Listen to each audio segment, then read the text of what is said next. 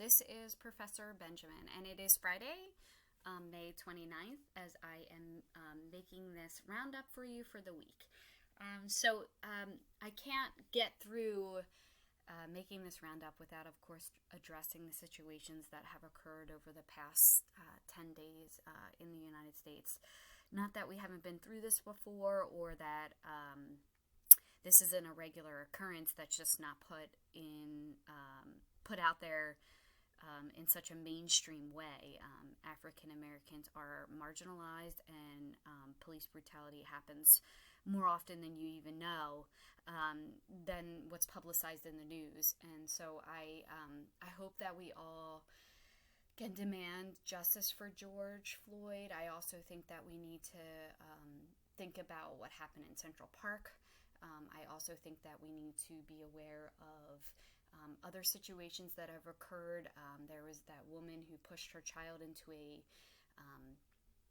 drowned her autistic child, and blamed it on African Americans. And so I think that there's a lot going on right now. I think that we need to be aware of everyone, be aware of why there is such outrage, respect that there is such outrage, and understand that this outrage has been bubbling for centuries. And every time something like this happens, I hope that change happens, and most time change doesn't happen. So if anything comes out of this, I hope that at least there is justice for George Floyd, and that the officers that committed this crime are held accountable for their actions. And so I just can't move forward without addressing it. It's caused me some sleepless nights over the past 6 days, just with everything that's been going on, not just George Floyd's death, but the other incidents that have happened as well. And I will tell you that I've definitely had some conversations with my children who, yes, experience white privilege, and we have definitely had some hard conversations over the past 2 days. My children are very well aware, without any filters on, about what is going on in the world.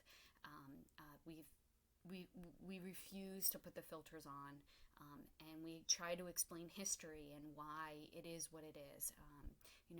Why looting occurs, and why, while a lot of people think it's not okay, Target does represent gentrification. It does represent white people. There are a lot of issues just ingrained within the situation, and gentrification is real, right? So Minnesota is one of those areas that is experiencing a significant rise in gentrification.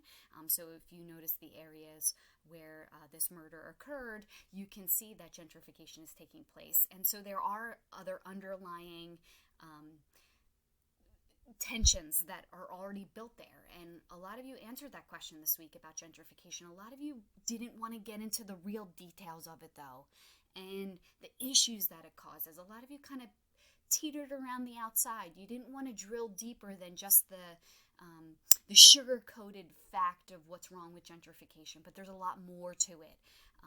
There's redlining, and the fact that a lot of these areas have been marginalized for years because of past laws. And then gentrification, we allow white contractors to come in and build, and we give them tax abatements, and then we say, oh, the schools are horrible. Well, yeah, because they're given tax abatements, and guess where that money doesn't go? To the school district of Philadelphia. So we perpetuate the issues that are going on in society, instead of those contractors saying, okay, yeah, we're gentrifying areas, and we're going to contribute to help those individuals that we are now further marginalizing in the city of Philadelphia. Lots of issues with it. So I want to address that before I move on with what we have. So this week we have Urban Patterns assignment due by Sunday 11:59. This is a Turnitin assignment, so you want to make sure you turn it in. You want to make sure that you see the video and you do the walkthrough. Some of you have already submitted your assignment, and you only may have picked one instead of three of the. So there's 2 parts to this assignment, and in the walkthrough it takes you through the 2 parts. One is to compare and contrast North American cities versus South American cities, and then the second part is to choose 3 topics from the list, and you need to write about those 3 topics. So if you're going to pick gentrification, I want you to drill really deep into gentrification. Bring up race issues. Bring up how it further perpetuates the issues of keeping inner cities down. And so I want you to talk about that.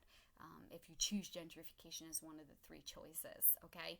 So Sunday, urban patterns assignment due. You also have your 2 quizzes due by Sunday, 11:59. So that's May 31st. You have your migration quiz due, and you have your urban patterns quiz due. So 2 quizzes due, and the assignment due by Sunday, 11:59. Next week, as we look forward, we're going to cover service and settlements and political geography. So we're going to cover, cities, how they're set up. We'll talk about squatter cities. We'll talk about rank size rule, primate cities, a lot of terminology.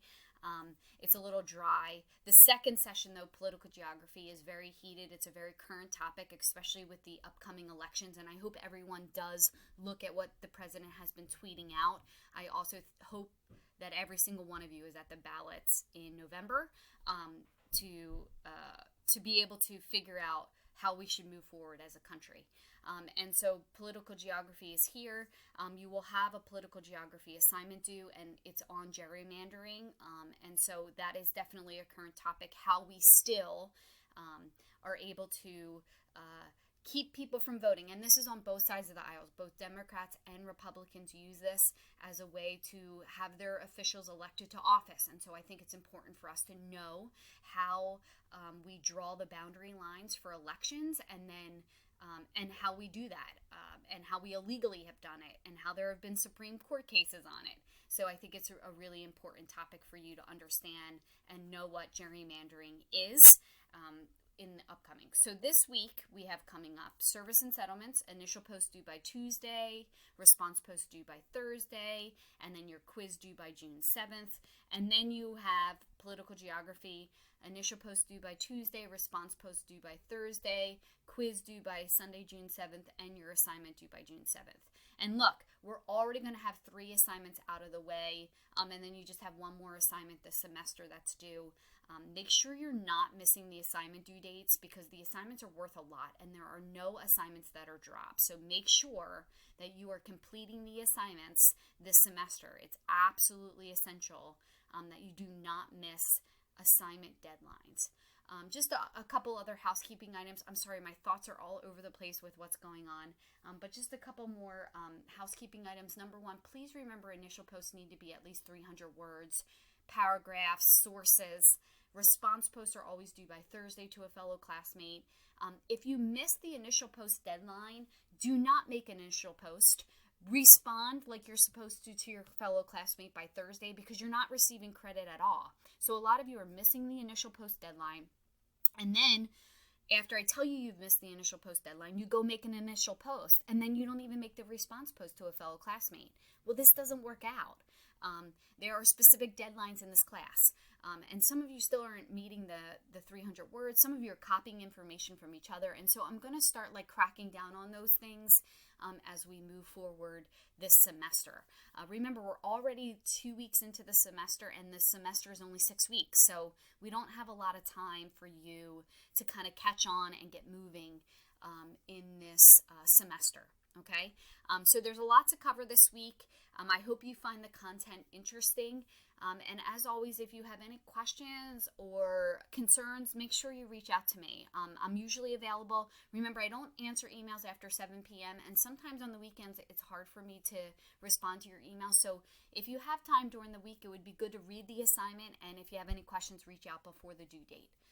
Again, have a good weekend. Keep aware of what's going on. If you plan to protest, and stay safe. Okay. Again, reach out if you have any questions.